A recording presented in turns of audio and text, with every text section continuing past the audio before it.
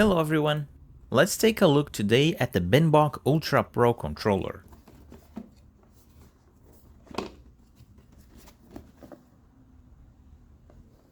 It's from the same company that make the Binbok Gemini, but this one has Pro features.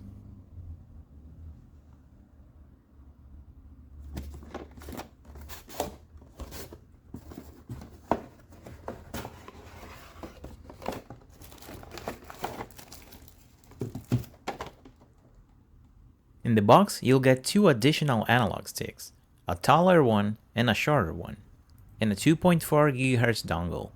You also get a pretty long USB Type-C cable,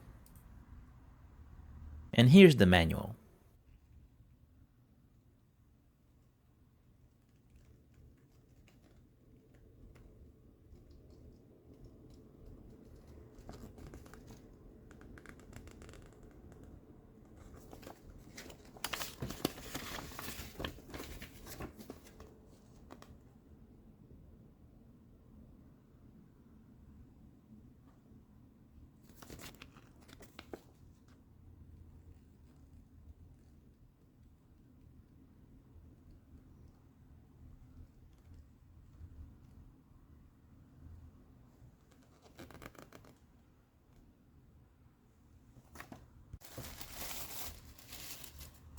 The Ultra Pro controller looks nice and it has good ergonomics too.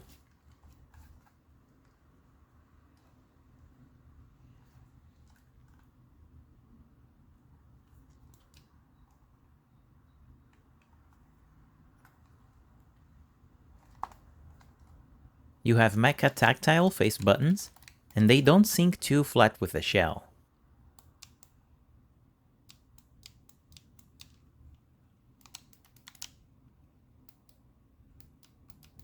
But these buttons feels very different. It is hard to explain, but it seems like they have a lot of resistance at some point, and when it reaches that resistance level, the button sinks in very fast. If you ever use the controller of a Sega Master System, the buttons feel similar, with the only difference being that these are mechanical buttons. For comparison, here's the button of the Vader 3 Pro. You can see that the button travels a small distance before triggering the click. But on the Ultra Pro controller, the button stays still until you reach the maximum pressure to trigger the click.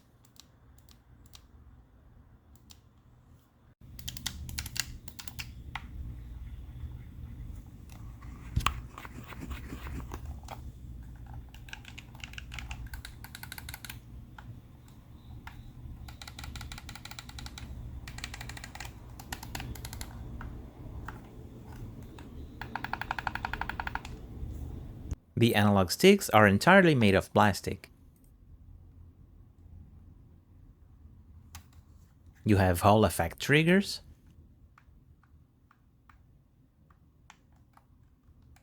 and two shortcut buttons on the top. These buttons are angled like triggers, but they are digital buttons.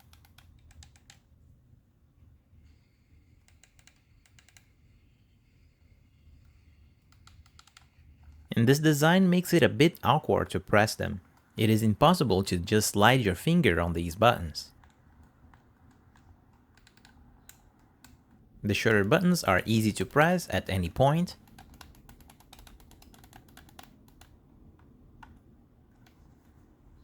And the back buttons are pretty good too.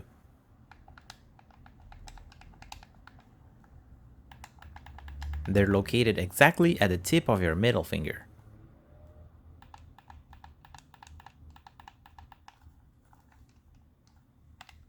This controller has a battery compartment. It comes with a rechargeable battery, and you can remove it to use AA batteries too.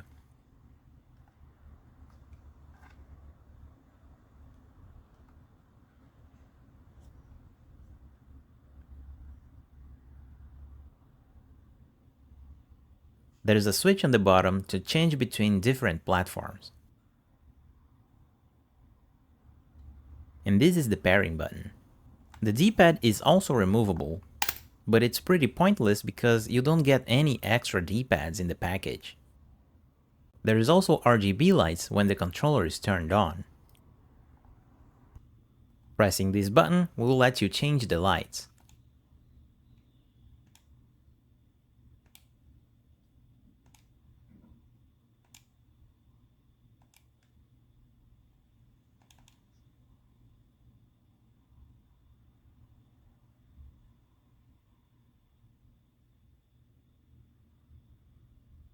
Holding the button will change the light intensity.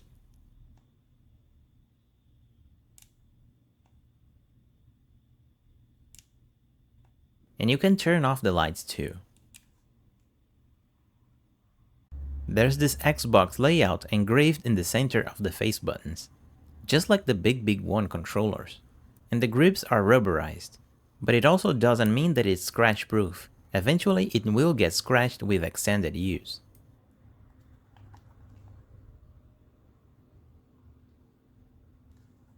It feels pretty bulky in your hands, making it a great controller for players with big hands.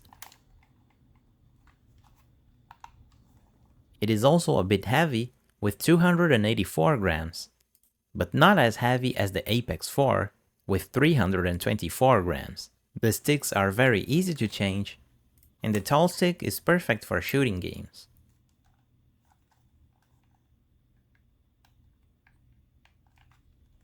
You can also use the shorter stick for quick inputs.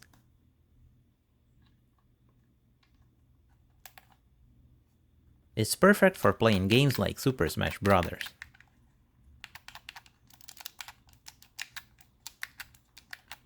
Testing on PC, this controller has no dead zones on the axis. Only a small dead zone in the center.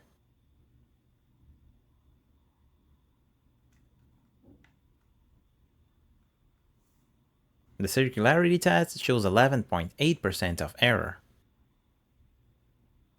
And the D-pad is not that good. The diagonals are very hard to hit. You must make a wide movement with your thumb to hit the diagonals.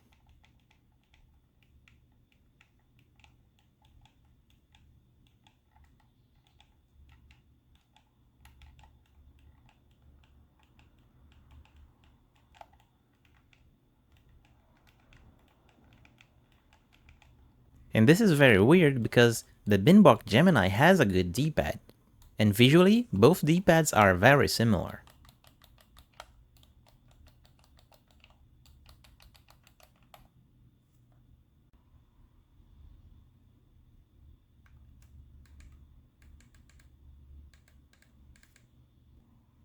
Recording macros is very easy, and analog movements are recorded as well.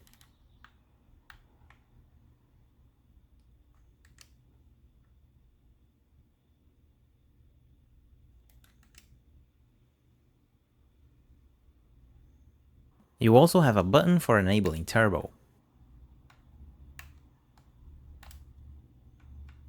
This button lets you customize the vibration level. And all special configurations are done through these switches.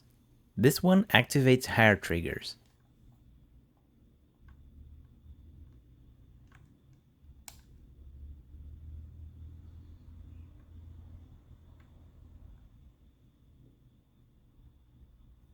This other one activates simulated gyro for the right stick.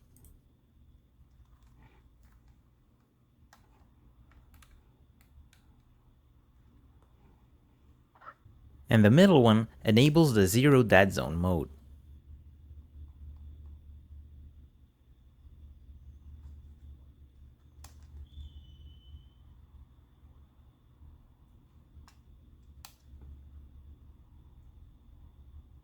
Pressing the pair button 2 times lets you change between X input and D input.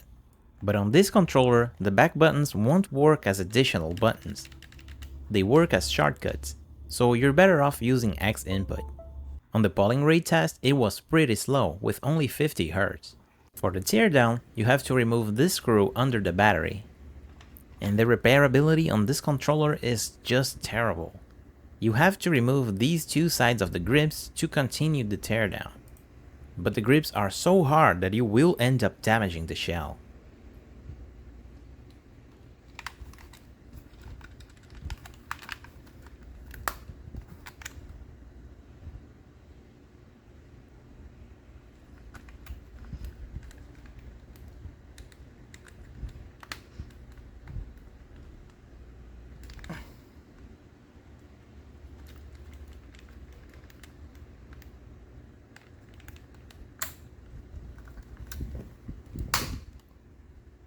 There's simply no reason to make a controller this hard to disassemble.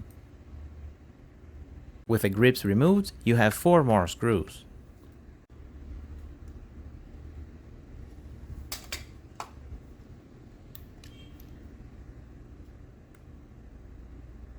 Checking the triggers, you can see that the pivots of the triggers are made of metal. And the shutter buttons and shortcut buttons has a metal pivot too. Checking the D-pad, I found the reason why it is worse. Compared to the Gemini, this controller uses switches with smaller buttons, making the diagonals harder to hit.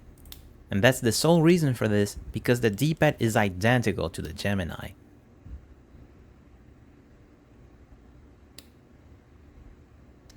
Here we can see the membranes for the Mecha tactile buttons.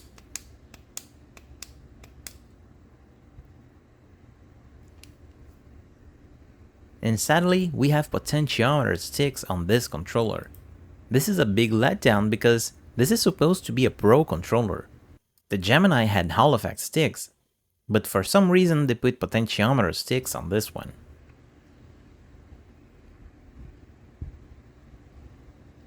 The switches for the face buttons are also from an unknown brand. I could put the controller back together, but the damage to the shell is permanent. So when you have stick drift on this controller and need to change the sticks, you will have to damage the shell to open it. For my final thoughts, this controller has a lot of nice pros.